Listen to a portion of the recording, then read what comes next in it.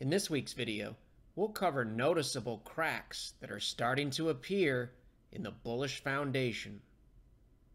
To view the video in full screen mode, use this icon in the lower right-hand corner of your video player.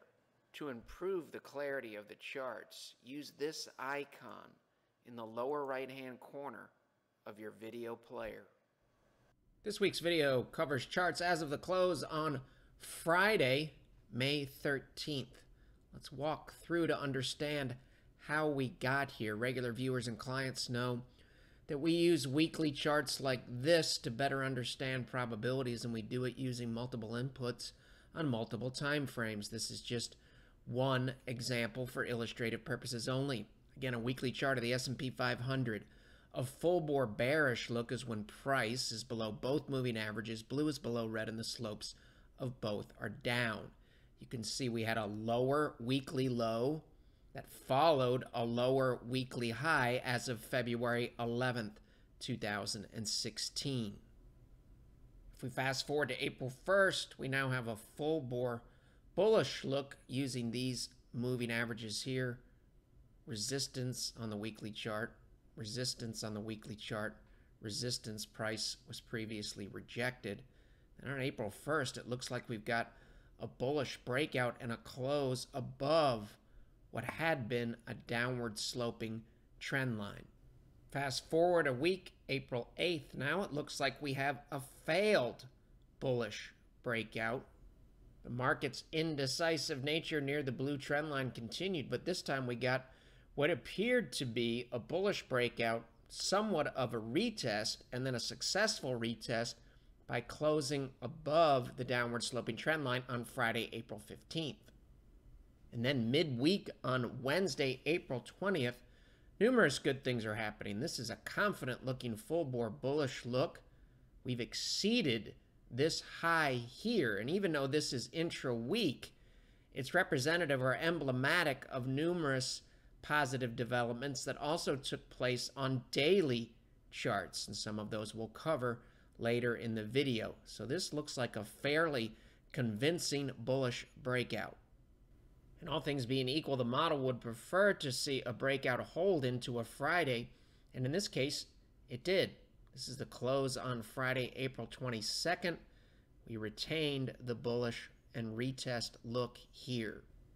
The following Friday on April 29th was a red week, but the breakout held. So this still doesn't look that bad, but it is indecisive because we're still near this area here. Remember, when we talk about breakouts, the longer you stay above the line, the more relevant it becomes. And that expression acknowledges that you can get failed breakouts. Fast forwarding to May 6th, which is also a Friday, this look doesn't look too bad here because now it really looks like a bullish breakout above resistance here. Here's your bullish breakout. And then a successful retest. We closed right on the blue line. However, we're still near the blue line, and this is starting to roll over the moving average and prices below both. So this is a hesitant look. All of this hesitation near this line is representative of hesitation that we've seen on other charts and other areas covered by the model, and that's one of the reasons why the if-then rules kick in. Often we say the look of a weekly chart can change fairly significantly between intra-week and the close. Here's a good example of that. This is May 10th here, which is not a Friday, and now it really does look intra-week. Now we've gone back to a full bore bullish look. This is very, very indecisive in here. This is almost a full bore bearish look here near the blue line, and then we immediately flip back to what is a full bore bullish look using these two moving averages. Hence, again, why the if-then rules are here. We want this market to prove something to us, which it hasn't done yet in terms of being able to clear if-then hurdles. If we skip ahead just a few days, we were previously looking at Tuesday, May 10th. Now this is the close, Friday, May 13th. We had a full bore bullish look above the blue trend line on Tuesday By the close on Friday, the chart looks significantly different. Now we have a full bore bearish look, and we're back below the trend line. The takeaway here is this is starting to look more vulnerable. This is the most vulnerable this has looked since the rally started on February 11th. Notice sometimes a vulnerable look or a more vulnerable look can take some time before it rolls over. The other takeaway is we're still near the blue line here, so this is still an indecisive look. We went below the blue line here and popped back above. But mathematically, this is the worst this chart has looked since the rally started on February 11th. We always talk about the need for maximum flexibility when you're running a system like this. Here's a good real-world example. So now we're looking at stocks versus bonds, similar setup. This is a weekly chart, and we have price roughly in mid-April of this year. You can see I have a downward sloping trend line. I have a bullish breakout. That's step one for a trend change. Then I make a higher low relative to this low, and step three, I need to see a higher high. I have all of that here, and I also have what looks to be a fairly confident full bore bullish look using these moving averages. I want to emphasize the model is highly diversified, and these are just one of many inputs. So this is stocks relative to bonds. It appears probabilistically that we have a shift in favor of stocks over bonds here. When you're running a system like this and you make a decision, you're making a decision based on the facts that you have in front of you. Now we're looking at the same ratio as of May 10th. We had a down week. We still have a pretty decent look here with blue above red and price above both of the moving averages. However, maximum flexibility says we're open to all outcomes. One of the reasons why we chose this example of the moves here, it's representative of moves that we've seen on numerous charts tracked by the model. So it's a good example to illustrate broader concepts and also concepts that are spilling over to multiple time frames, multiple charts, and multiple risk-on, risk-off ratios. Now, as of the close on Friday, May 13th, this chart looks quite a bit worse than it did here. Now we've flipped from what was a full-bore bullish look here to a full-bore bearish look, telling us that the probabilities are not as favorable here as they were here. So going back to mid-April, the look here is quite a bit better than the look as of May 13th. One of the important takeaways here in terms of implementation, and then we'll put some historical context around it. In order to implement a system like this, it's incredibly important that we understand the concept of a sunk cost from Accounting 101. We all remember that a sunk cost is a past opportunity cost that are partially or totally irretrievable and therefore should be considered irrelevant to future decision making.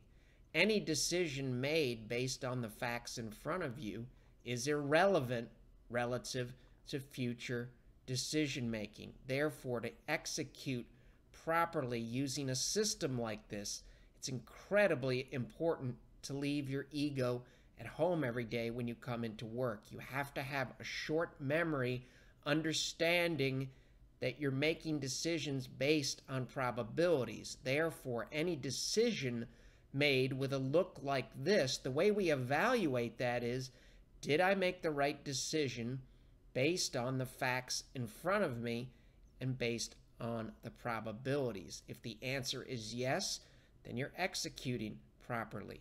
Why are all of these bullet points and the concept of emotional sunk costs and sunk costs relative to decision making and our capital, why is all of that important? Why are we always talking about the need to maintain maximum flexibility? To answer those questions, let's take a look at a historical example. We're looking at the same situation, SPY relative to TLT, or stocks relative to bonds, on a weekly time frame with the same moving averages. In this case, we have a full bore, bearish look here from a probability perspective. We make a lower high relative to the high that was made off the chart, and then we make a lower weekly low on a closing basis relative to this low here. This looks like a downtrend.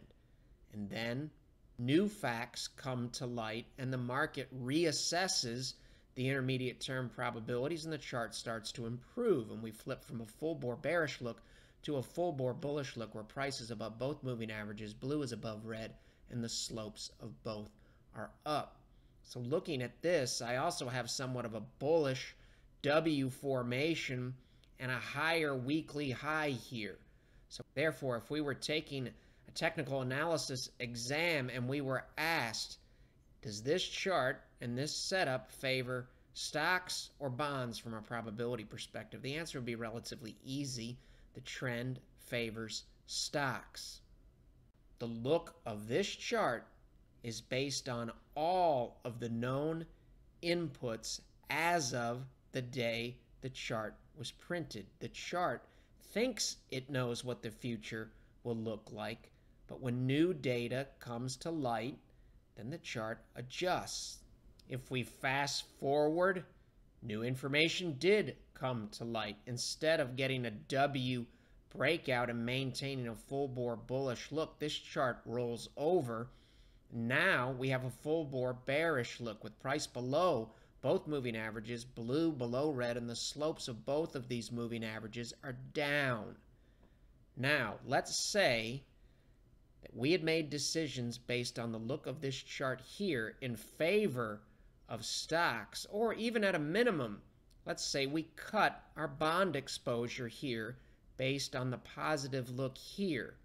And then when the chart changed, we let our ego and pride get in the way, and we decided that we're going to break our rules and we're not going to maintain maximum flexibility. Even though we know the probabilities for this chart are quite a bit worse than the probabilities for the chart up here in this region here.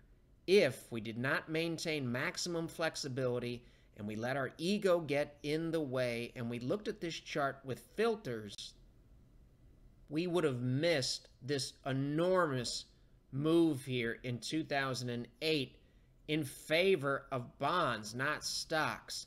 Maximum flexibility, putting your ego aside and understanding that any decision that you made here was based on the facts that you had in hand.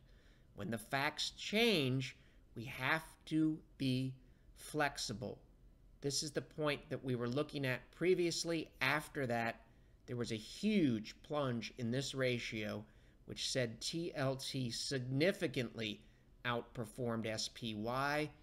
If we let our ego get in the way and we held on to SPY and or were unwilling to add back to our TLT position here, we would have regretted that decision. When we use charts like this, we're playing probabilities. And if you continue to play charts and setups where the probabilities are in your favor, probabilities tell us that on any one individual setup, we might win or we might lose, which is very, very similar to a favorable hand in poker. Just because you have a favorable hand in poker or blackjack and you bet big, it doesn't mean you're going to win. The key is, did I play the probabilities properly here? And then was I flexible enough to play what are now different and deteriorating probabilities here? The only way we can do that is with an incredible amount of discipline and consistent execution over a long period of time. And eventually, a probabilistic setup, if we understand our probabilities, will work in our favor. Fast forwarding back to the present day, NASDAQ Daily, as of the close on Friday, May 13th. A few takeaways. We have a downtrend, which is a series of lower highs and lower lows. This is the reason for showing this chart. Notice where we're turning down here, near the intersection of the 50-day moving average, which helps us with the intermediate term trend, and what is now a downward sloping and bearish 200-day moving average. When we turn down here, we had a relatively sharp move. That doesn't mean we're going to get a relatively sharp move here, but this is a relatively vulnerable look until the probabilities change. They can improve. So the odds would improve if price can move into this area here. If this established downtrend continues, we move from A to B to A to B to A. We might move to B in a downtrend. And if it is a textbook downtrend, then we would go on to make a lower low relative to this low here. All of that, of course, is to be determined. It's a monthly DeMark chart of the S&P 500 index. DeMark charts and indicators are proprietary tools from Market Studies, LLC. Point of the exercise on Twitter again. We had mentioned that we are near a possible inflection point, and that's what the math tells us in the model. This indicator, DeMark, its propulsion, helps us illustrate that concept. There are teal diamonds up here and red diamonds here. Again, this is a monthly chart. You can see this green line here. Think in momentum terms. This is almost like a ball sitting at the apex of a hill. If it starts to roll in this direction above the green line, then the momentum favors a move to 2340 on the S&P 500. Closed at 2046. That's a big move.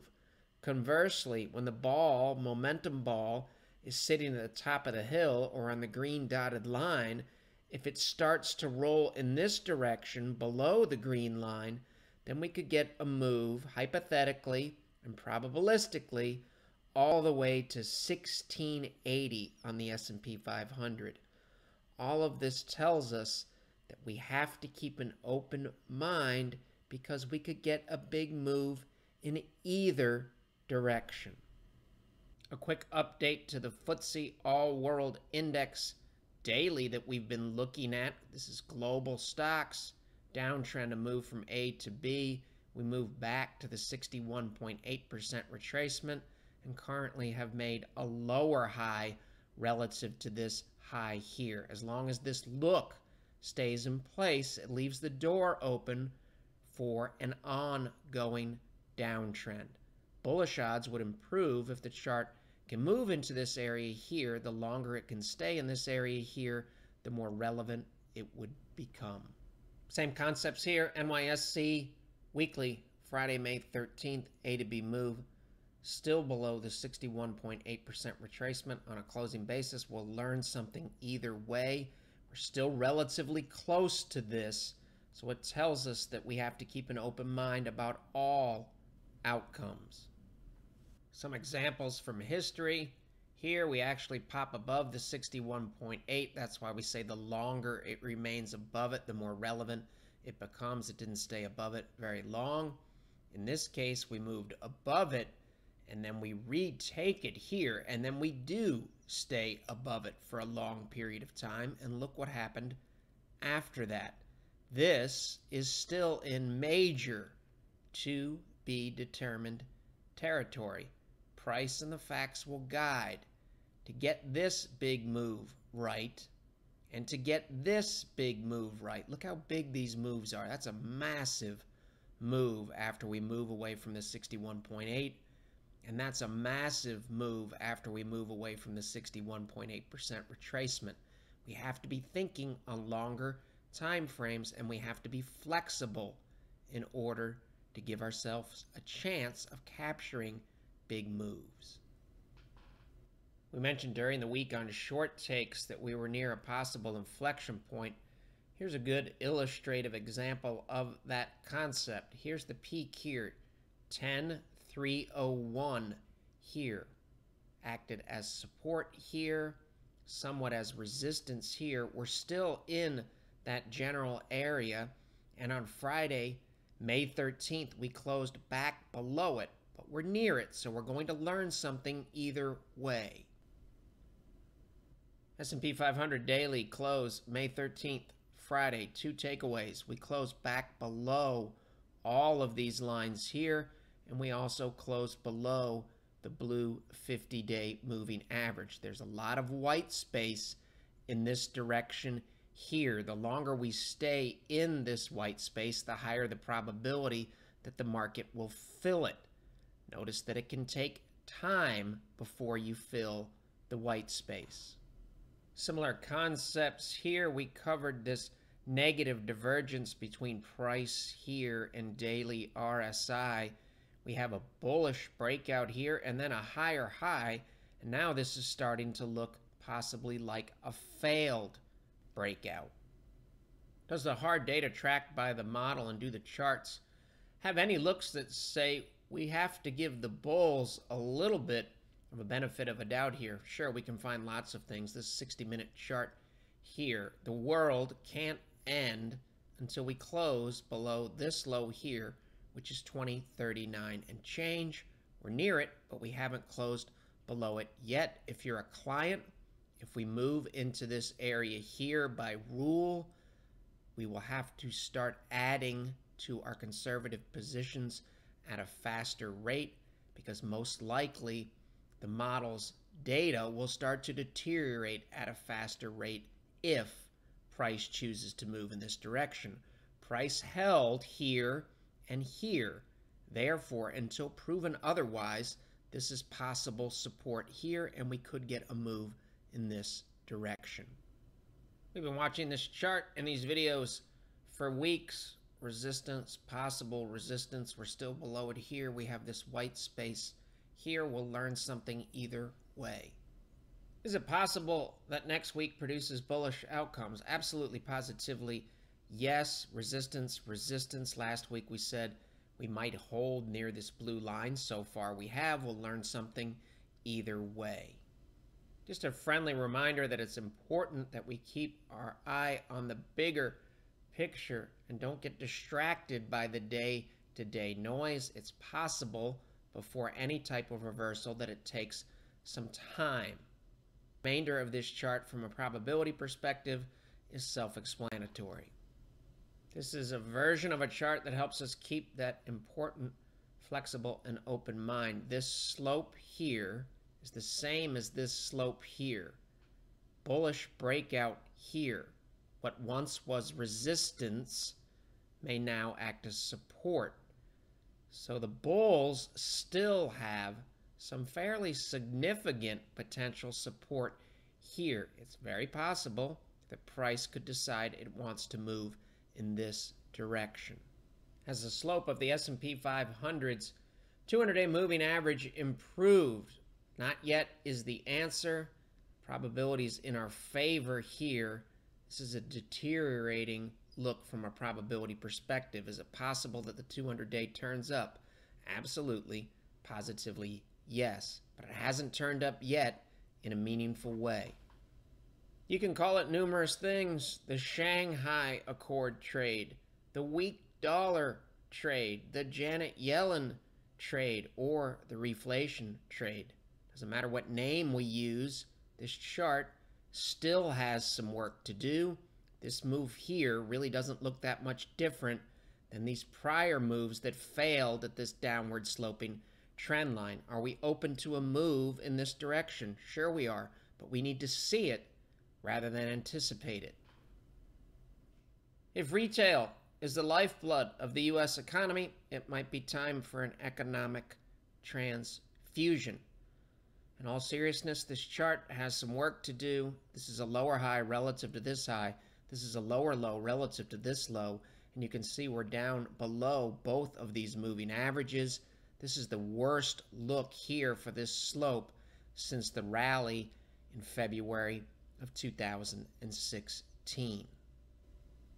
High beta stocks, which tend to be economically sensitive, resistance, resistance, resistance, price rejected.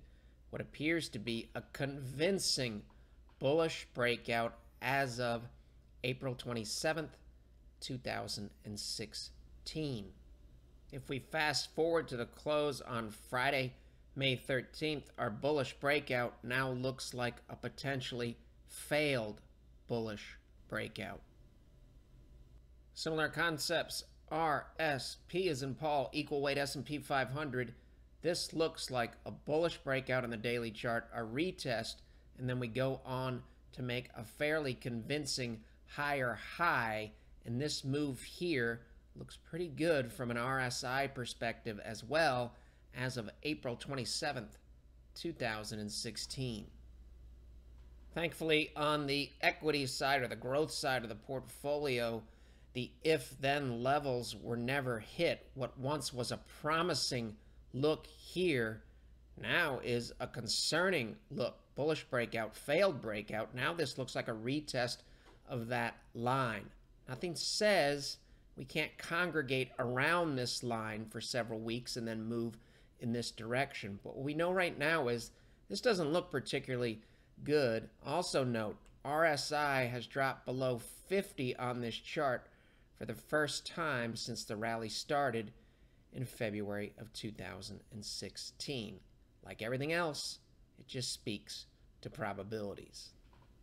If we reviewed the ratio of risk on to risk off RSP to long-term treasury bonds TLT, it would basically paint the same potentially failed bullish breakout picture from promising to a vulnerable look. We'll see what next week brings.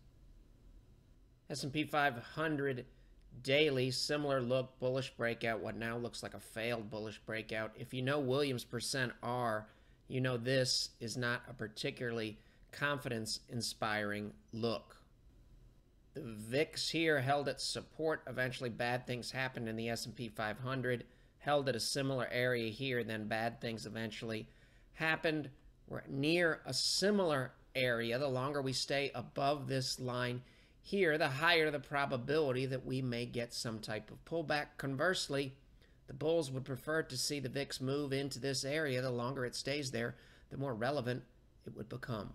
Wilshire 5000 index seems to have stalled in a logical area. Daily RSI has dropped below 50 on 2 separate occasions now. Is it all gloom and doom? No. Stocks versus bonds, SPY, relative to a basket of diversified bonds, AGG, in the ETF world. Support. We're still above that line here. This is potential support. Price would move in this direction if support held in favor of stocks. We'll keep an open mind about what happens next week. There's also white space above in this instance, so we can see what price decides to do based on what new information comes to light in the next 5 trading sessions. Now we're looking at the weekly global stock ETF, ACWI is the ticker symbol. This is a we should keep an open mind type look. RSI here has not dropped below 50. You can see RSI held near 50 here. This is a weekly chart and stocks rallied for several weeks. RSI held near 50 here and then rallied, and stocks also rallied for several weeks. So from a probability perspective, the odds for the bearish side of the equation would improve if we saw a weekly close below 50. It may happen, but it hasn't happened yet. We've discussed this chart in previous videos, so we'll move quickly. This is DOG short relative to SPY. Long, think risk off relative to risk on. This is a bearish look for equities here. The ratio is falling as of Tuesday, May 10th, and RSI is pushing this envelope here. If we fast forward to the end of the weekly chart looks quite a bit different. Now we're moving in this direction in favor of DOG from a probability perspective. We'll learn something either way in this general area. Home builders, ITB. The look of this chart here is quite a bit worse than the look here from a probability perspective. RSI remains above 50 here, and now we've dropped below it and we're staying below it. The trannies, just updating the chart that we've been looking at. Resistance, resistance, bullish breakout, failed breakout, bullish breakout, and now what looks again like a failed breakout. We're still near the pink line, and we're still near these A to B fibs. We'll keep an open mind, but this is a pretty big move in this direction here, and now it represents a lower weekly low. We'll close up and revisit this chart here because it helps us illustrate the concept that good-looking charts can begin to deteriorate at any time, which means all of the concerning charts that we've shown this week, they can improve, just like this concerning look here improved. Conversely, all of the we should remain patient looks that we've covered could deteriorate. Maximum flexibility, putting your ego aside, is what allows you to capture the big moves.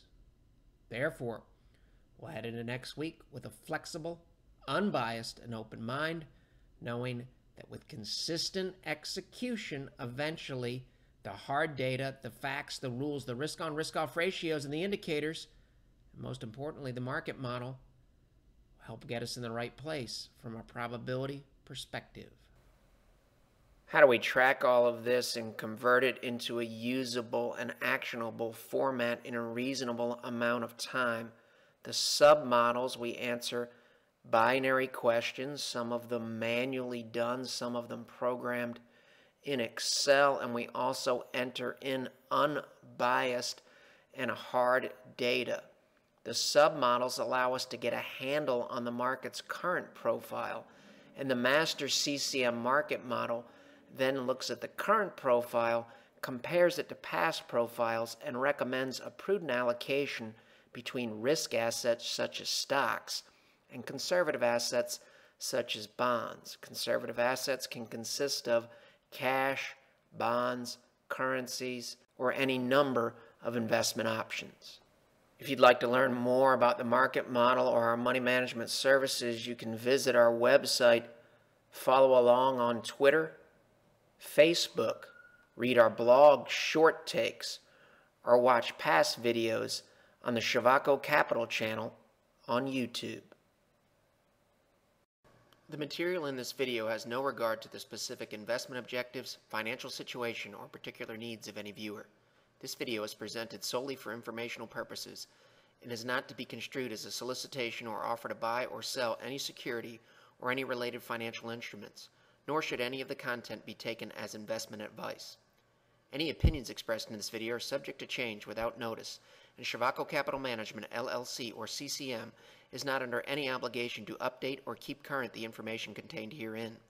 CCM and its respective officers and associates or clients may have an interest in the securities or derivatives of any entities referred to in this material. CCM accepts no liability whatsoever for any loss or damage of any kind arising out of the use of all or any part of this material. We recommend that you consult with a licensed and qualified professional before making any investment decision.